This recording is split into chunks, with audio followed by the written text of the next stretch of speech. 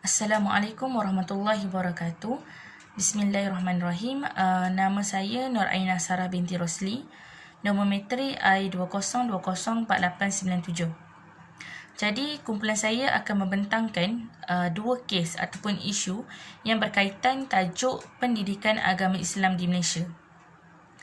Jadi, saya terus kepada kes yang pertama. Saya akan ceritakan secara ringkas dan pengenalan. Tajuk kes adalah Dr. Muhammad Asri Zainal Abidin, lawan Ketua Pendakwa Syar'i Selangor, yang mana Dr. Muhammad Asri ni adalah pemohon dan respondennya adalah Ketua Pendakwa Syar'i Selangor. Jadi, apa dakwaan terhadap Dr. Muhammad Asri ni adalah beliau ni didakwa menyampaikan ceramah agama tanpa tauliah di sebuah kediaman, iaitu di lorong 2C Taman Seri UK Ampang, iaitu kira-kira dalam antara 8.10 hingga 9.45 malam, yang bertarikh ketika itu 1 November 2009. Jadi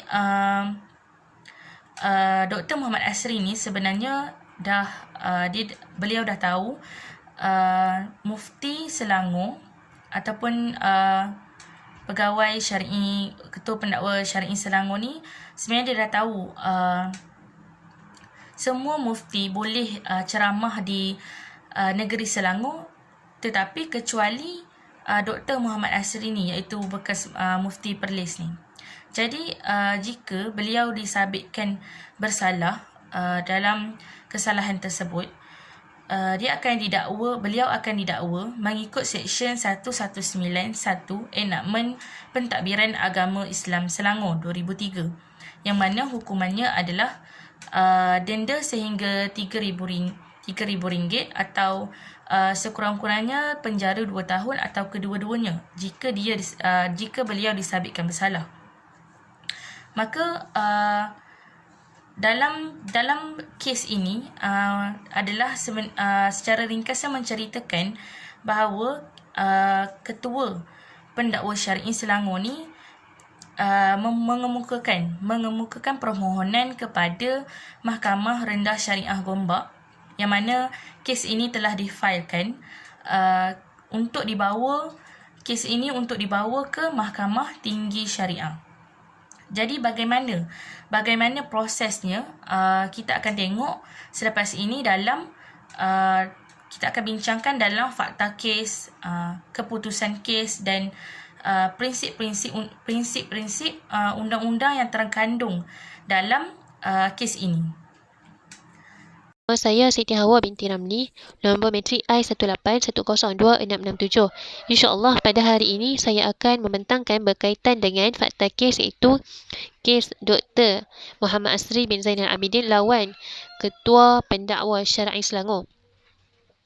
Okey, kita lihat fakta kes, iaitu pada 18/12/2009, pemohon telah didakwa oleh Pendakwa Syar'i Jabatan Kemajuan Agama Islam Selangor di Mahkamah Rendah Syariah Gombak kerana dia telah didapati melakukan kesalahan di bawah Seksyen 119 Fasal 1 Enakmen Pentadbiran Agama Islam Selangor, iaitu mengajar perkara yang berkaitan dengan agama Islam tanpa tauliah.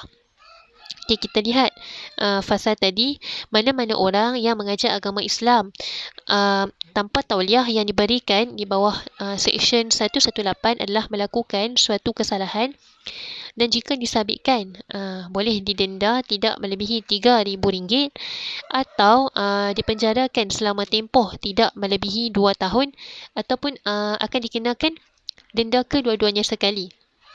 Okey, kemudian Ketua Pendakwa Syar'i telah membuat permohonan kepada Mahkamah Rendah untuk memindahkan kes ini ke Mahkamah Tinggi Syariah di Shah Alam. Okey, kemudian permohonan tersebut dibuat atas alasan kes jenayah ke atas perayu melibatkan pemakaian undang-undang dan prosedur yang memerlukan kepada pandangan dan tafsiran dari hakim yang lebih berpengalaman, kerana perayu ini mendapat liputan media dan dia juga merupakan orang yang mempunyai pengaruh. Okay, seperti mana yang kita tahu, Doktor asli adalah bekas mufti negeri Perlis. Okey, permohonan yang dibuat oleh pendakwa telah dibantah oleh perayu. Okey, kemudian setelah mana hakim mendengar hujah daripada kedua-dua pihak, hakim membuat keputusan menolak permohonan pemindaan kes tersebut atas alasan permohonan tersebut tidak munasabah dan tidak melibatkan isu kepentingan awam. Okey, kemudian keputusan kemudian setelah hakim walaupun kes tersebut disemak oleh hakim, setelah mana hakim mendengar hujah-hujah dari kedua pihak, pada 28 April 2010, Hakim Mahkamah Tinggi Syariah telah membuat keputusan membatalkan keputusan Mahkamah Rendah Syariah dan membenarkan kes jenayah tersebut dipindahkan ke Mahkamah Tinggi Syariah. Okey, Ketua Pendakwa Syar'i. Okey, kemudian berdasarkan kebenaran tersebut, perayu pada 7 Januari 2012 telah memfailkan notis rayuan untuk merayu semula keseluruhan keputusan Mahkamah Tinggi Syariah yang mana dibuat pada 28 April 2011. Bismillahirrahmanirrahim. Assalamualaikum warahmatullahi wabarakatuh. Nama diberi Nurul Hazirah binti Muhammad Albar, nombor metrik I20204902. InsyaAllah saya akan membentangkan keputusan kes untuk kes yang pertama, iaitu kes Dr. Muhammad Asri Zainal Abidin melawan Ketua Pendakwa Syar'i Selangor. Antara keputusan kes yang telah dibuat oleh bahagian-bahagian mahkamah yang terlibat, iaitu Mahkamah Rayuan Syariah, Mahkamah Tinggi Syariah, dan serta keputusan lah yang kedua-dua belah pihak telah dengar, iaitu dan Ketua Pendakwa Syar'i Selangor. Antara keputusan kes adalah rayuan perayu, iaitu Ketua Pendakwa Syar'i, iaitu Muhammad Asri. Rayuan dia diterima dan keputusan Mahkamah Tinggi Syariah membenarkan pemindahan kes itu berlaku dan perlu diketepikan. Dan keputusan kepada pihak Mahkamah Rendah Syariah pula, mereka telah menolak permohonan pemindahan kes tersebut yang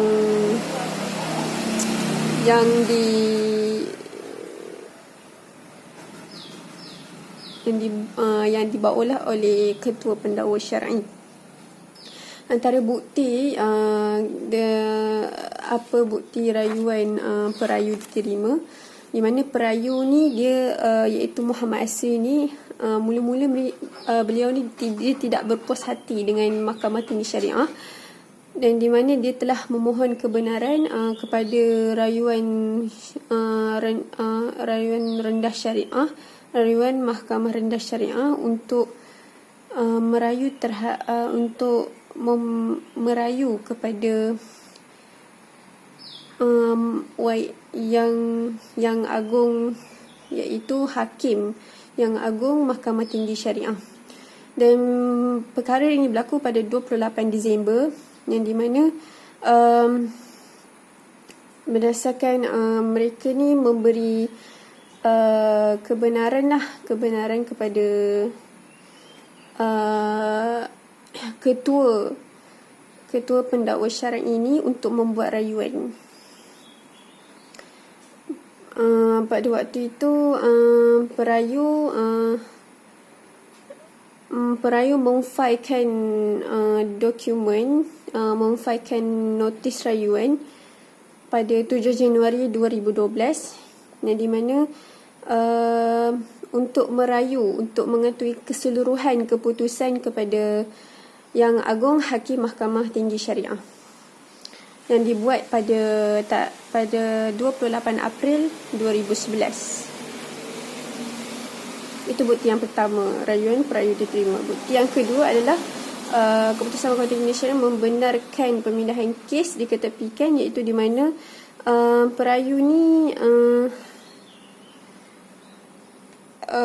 Mahkamah Tinggi Syariah telah membenarkan pemindahan kes, yang di mana Hakim kepada Mahkamah Syariah menyatakan bahawa perayu iaitu Muhammad Asri merayu terhadap keputusan kes Mahkamah Tinggi Syariah dalam kes zina yang semakan. Dalam kes semakan ni, Mahkamah Tinggi Syariah telah membuat keputusan setelah mereka membuat penelitian yang penelitian terhadap kedua-dua dan menimbangkan segala hujah-hujah yang telah diberikan oleh kedua-dua belah pihak, dan mereka berpuas hati dan untuk memutuskan supaya untuk membuat pemindahan kes memutuskan pemindahan kes dari Mahkamah Rendah Syariah ke Mahkamah Tinggi Syariah. Seterusnya iaitu pada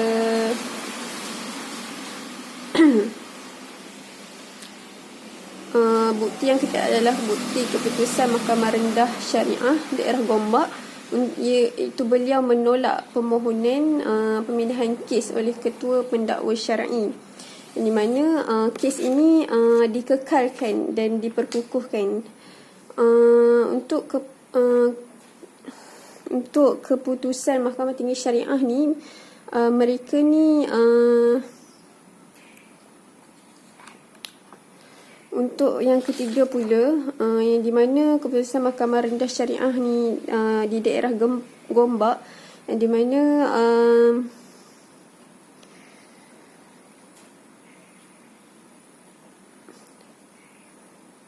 tertimbulnya segala isu-isu yang mereka dapat daripada rayuan 6 dan 8 yang dibuat oleh perayu itu sendiri, Muhammad Asri, yang di mana isunya adalah sama ada menjadi satu keperluan asas utama untuk kenapa kes itu perlu dipindahkan. Dan isu yang kedua adalah isu Ketua Pendakwa Syar'i telah memberikan sebab atau alasan yang kukuh. Adakah dia ada sebab atau alasan yang kukuh untuk pindahkan kes ke mahkamah? Itu adalah isu utamalah untuk daripada ulasan yang mereka berikan, yang mereka kajikan. Sekian, itu keputusan kes daripada. Sekian, wallahu a'lam. Assalamualaikum warahmatullahi wabarakatuh. Saya Siti Novitra binti Sofian, nombor matrik I20204907. Saya akan sambung dengan prinsip undang-undang dalam kes Dr. Muhammad Asri Zainal Abidin. Prinsip yang pertama, enakmen pentadbiran agama Islam Negeri Selangor 2003. Dalam pendidikan agama Islam, perayu-perayu didakwa di bawah Seksyen 119 Pasal 1 kerana kesalahan mengajar agama Islam atau perkara-perkara tentang agama Islam tanpa tauliah. Seterusnya, yang kedua, enakmen tata cara jenayah Syariah Negeri Selangor 2023. Apa yang dimaksudkan dengan ni? Perayu-perayu didakwa di bawah Seksyen 101 kerana pemindahan kes perayu melibatkan pemakaian undang-undang dan prosedur yang memerlukan kepada pandangan dan tafsiran dari hakim yang lebih berpengalaman, serta kes tersebut mendapat liputan luas dalam media massa kerana melibatkan perayu yang mempunyai banyak pengaruh. Yang ketiga, enakmen pentadbiran agama Islam Negeri Selangor 2003 dalam bahagian Mahkamah Syariah. Perayu-perayu didakwa di bawah Seksyen 62 2A kerana dalam bidang kuasa jenayahnya membicarakan apa-apa kesalahan yang dilakukan oleh seorang Islam.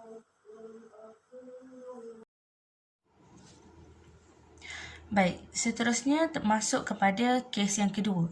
Iaitu kes yang kedua bertajuk Nurliana Yasira lawan Menteri Pendidikan Malaysia dan yang lain. tempatnya adalah Mahkamah Tinggi Malaya Ipoh. Di mana kes ini membincangkan tentang permohonan seorang kanak-kanak yang mana kanak-kanak tersebut bersekolah dari darjah 4 hingga darjah 6 di sekolah awam. Yang mana dia membuat permohonan terhadap 3 responden yang mewakili bapa dan sahabat wakilnya.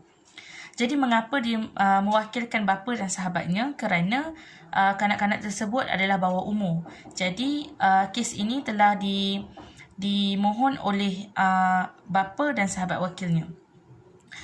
Dan responden itu adalah terdiri daripada yang pertama Menteri Pendidikan Malaysia, yang kedua Lembaga Peperiksaan Malaysia dan yang ketiga Pengarah Pendidikan Negeri Perak. Jadi permohonan ini dibuat kepada ketiga-tiga responden ini. Jadi apa permohonannya kepada ketiga-tiga responden ini? Permohonannya adalah untuk membatalkan catatan di sijil ujian peperiksaan sekolah rendahnya iaitu UPSR, yang mana tercatat perkara asas fardu ain menunjukkan hasil gagal. Jadi kanak-kanak ini ingin membuat permohonan terhadap catatan tersebut untuk membatalkan. Jadi untuk memadamkan keputusan gagal tersebut di sijil kanak-kanak itu.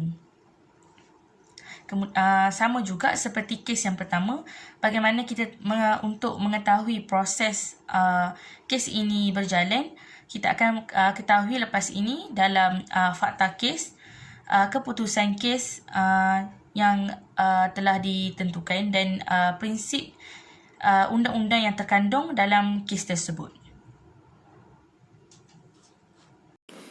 Untuk kes yang kedua, fakta kes, yang di mana pemohonan merupakan seorang kanak-kanak yang belum dewasa yang menuntut kes tersebut melalui bapa dan sahabat wakilnya, iaitu beliau terdiri daripada mengikut lampiran yang pertama adalah untuk semakkan kehakiman terhadap responden yang pertama. Ada 3 orang responden pertama, kedua dan ketiga. Kes ini adalah berkaitan dengan isu tidak perlu dibatalkan,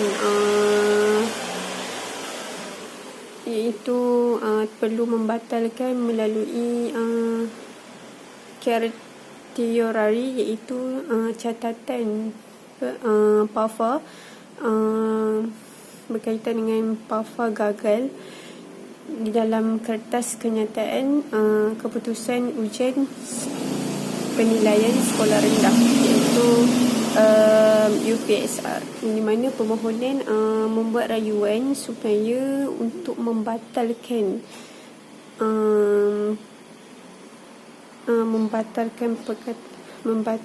kenyataan gagal dalam keputusan ujian selaras 1, dan pemohonan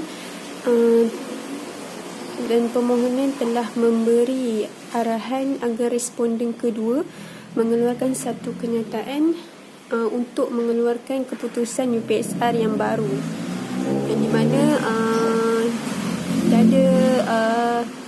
tak ada kenyataan PAFA yang menunjukkan PAFA gagal. Seterusnya yang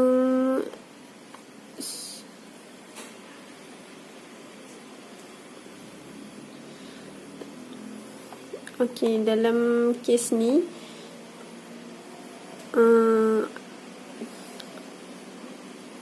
mereka menunjukkan gambaran yang lebih jelas bahawa bagaimana mereka telah membuat permohonan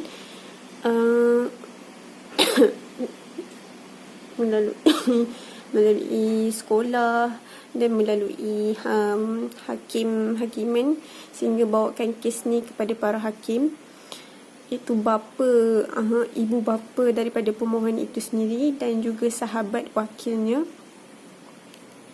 Dan mereka juga telah berjumpa dengan guru-guru daripada sekolah Cina. Beliau pemohonan anak pemohonan merupakan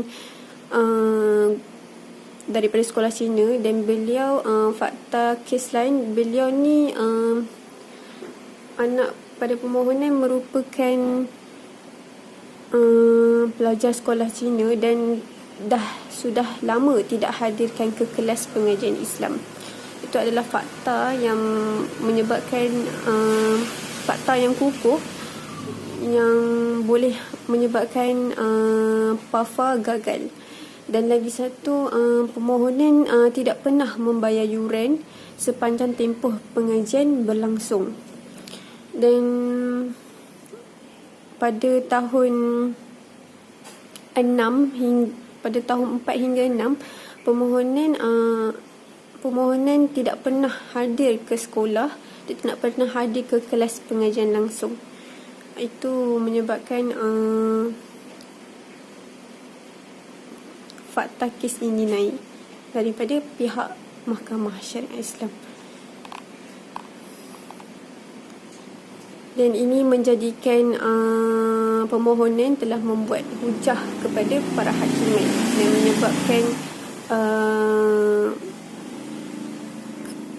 perbincangan itu berlangsung oleh para hakim. Sekian daripada saya. Sekian, wallahu a'lam. Okey, kemudian saya ingin menyambung keputusan kes iaitu mengenai Nur Liana Yasira Muhammad Nur lawan Menteri Pendidikan Malaysia dan yang lain. Okey, yang pertama sekali, Mahkamah Tinggi telah menolak permohonan seorang pelajar supaya membatalkan perkataan gagal bagi mata pelajaran perkara asas fardu ain iaitu PAFA. Okey, dekat sini pemohon ingin membatalkan perkataan gagal di dalam rekod dan juga slip keputusan ujian pencapaian sekolah rendah UPSR yang diambilnya pada 2003 tetapi telah ditolak oleh Mahkamah Tinggi. Okey, kemudian berdasarkan pemerhatian yang dibuat oleh mahkamah, yang mana pemohon tidak ingin menghadirkan diri ke kelas agama Islam di darjah 4 hingga 6 tidak dapat diterima dan tidak berasas. Ini kerana pemohon sendiri telah mengkategorikan cara pengajaran oleh kesemua guru dan juga ustazah di semua sekolah adalah sama, sedangkan pemohon telah belajar di 3 sekolah yang mana berasingan dan dengan guru-guru yang berbeza. Jadi alasan ini tidak boleh diterima. Kemudian mengikut jadual di bawah subsection 18 Fasal 2 Akta Pendidikan 1996, subjek teras dalam core kurikulum kebangsaan merupakan asas penting bagi pendidikan seseorang murid. Jadi mahkamah berpendapat pemohon sebagai seorang pelajar yang mana berdaftar dengan sekolah awam, dia akan terikat dengan sukatan mata pelajaran, subjek teras dan juga dasar kurikulum yang mana dilaksanakan di sekolah awam tersebut. Okay, jadi pemohon tidak bolehlah dengan sewenang-wenangnya mengatur sendiri apakah mata pelajaran yang dia hendak pelajari. Okey, kemudian mahkamah juga tidak bersetuju dengan hujahan bagi pemohon bahawa catatan PAFA tersebut adalah di luar bidang kuasa responden kedua. Okey, di sini penting untuk menyatakan salah satu fungsi lembaga peperiksaan adalah untuk menganalisa penilaian yang dibuat oleh pihak sekolah. Okey, untuk menganalisa. Okey, perkara tersebut adalah jelas di bawah bahagian 2 Seksyen 3 Fasal A Peraturan Pendidikan iaitu Core Kurikulum Kebangsaan 1997. Okey, maklumat tambahan berkenaan dengan keputusan kes. Setelah mahkamah meneliti dan membaca hujahan bertulis dan juga lisan daripada kedua-dua pihak yang berautoriti dan berdasarkan kepada undang-undang yang berkaitan dengan kes ini, mahkamah berpendapat bahawa mahkamah sendiri tidak harus campur tangan terhadap keputusan yang dibuat oleh responden kedua, di mana ia telah mengikut peraturan dan juga peruntukan undang-undang yang sedia ada. Oleh yang demikian, pada 29 Mac 2007, Mahkamah Tinggi Ipoh menolak permohonan saman permulanya dan mengarahkan kedua-dua pihak supaya menanggung kos legaliti. Seterusnya, perisi undang-undang dalam kes Nurliana Yasira Muhammad Nur. Kat sini ada 3 juga.